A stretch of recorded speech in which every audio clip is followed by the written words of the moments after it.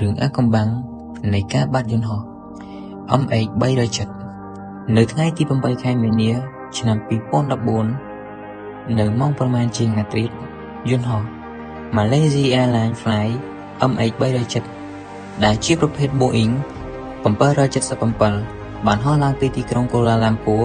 នៃប្រទេសម៉ាឡេស៊ីដើម្បីហោះឆ្ពោះទៅកាន់ទីក្រុងប៉េកាំងនៃប្រទេសចិន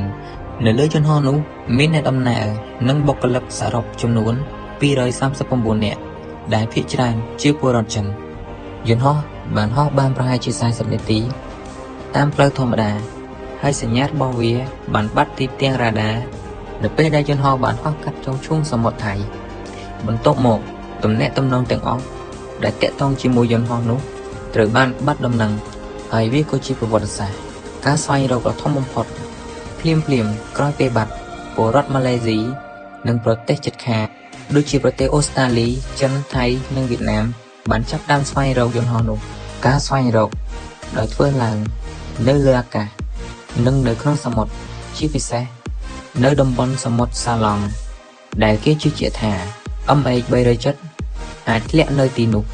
ការស្វែងរកនេះបានចំណាយលុយជាច្រើនអស់ប្រហែលជាង100,000 លានដុល្លារ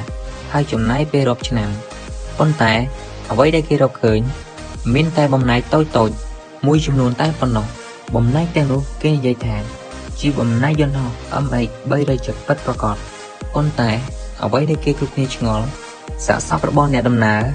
និងការស្វែងរកប្រអប់ខ្មៅនិងទីកន្លែងដែលយន្តហោះធ្លាក់ពិតប្រាកដមិនទាន់មានអ្នកស្រាវជ្រាវណាអាចរកឃើញរហូតមកដល់ពេលបច្ចុប្បន្ននេះការបាត់យន្តហោះនេះបានបង្កើតការសង្ស័យជាច្រើននិងទ្រឹស្ដីជុំវិញពិភពលោកអ្នកខ្លះនិយាយថាអាចមកពីកំហុសបច្ចេកទេសឬក៏បាត់ទិសរបស់រ៉ាដាអ្នកជំនាញខ្លះជឿជាក់ថាអាចមកពីប្រព័ន្ធអគ្គិសនីឬបញ្ហាគ្រប់គ្រងនៅក្នុងយន្តហោះដែលធ្វើឲ្យយន្តហោះបាត់បង់ទិសហោះឆ្ងាយពីផ្លូវធម្មតារហូតអស់ឥន្ធនៈហើយក៏ធ្លាក់ចូលសមុទ្រចំណែកអ្នកខ្លះទៀតយល់ថាការធ្លាក់យន្តហោះនេះគឺធ្លាក់ដោយចេតនាមតិជាច្រើនសង្ស័យថាអ្នកបើកយន្តហោះដែលមានឈ្មោះថា Kapitan Shari Ahmad ហើយគេនិយាយថាប្រហែលជាគាត់មានបញ្ហាផ្ទាល់ខ្លួនឬក៏មានចេតនាធ្វើអត្តឃាតដែលបានហោះបដូរទិសដៅនៅលើសមុទ្រសាឡង់ទោះជាមិនទាន់មានផ្ទាល់តែច្បាស់លាស់ណាមួយក៏ដោយប៉ុន្តែការវិភាគទិន្នន័យបង្ហាញថាយន្តហោះបានហោះបដូរទិសដៅដោយចេតនាមិនមែនជាកំហុសបច្ចេកទេសនោះទេដោយអ្នកខ្លះជឿជាក់ថាវាមានការពាក់ព័ន្ធជាមួយនឹងយានអវកាស UFO ឬជាការសម្ងាត់របស់រាជរដ្ឋាភិបាលអ្នកខ្លះយល់ថាវាបាត់ដោយសារការទាញយកពីអ្វីមួយដែលនៅក្រៅភពឬជាការសាកល្បងអាវុធសម្ងាត់របស់ប្រទេសធំទោះបីជាមានផលតាំងបែបណាក៏ដោយទ្រឹស្ដីបែបនេះនៅតែធ្វើឲ្យមនុស្សចាប់អារម្មណ៍និងលើកមកជជែកគ្នា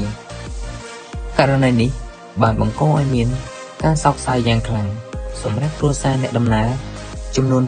239 នាក់ប្រទេសជាច្រើនបានចាប់តាមកែប្រែស្ថានភាពសុវត្ថិភាពនៃការហោះហើរដូចជាតាមដានយន្តហោះជាបន្តបន្ទាប់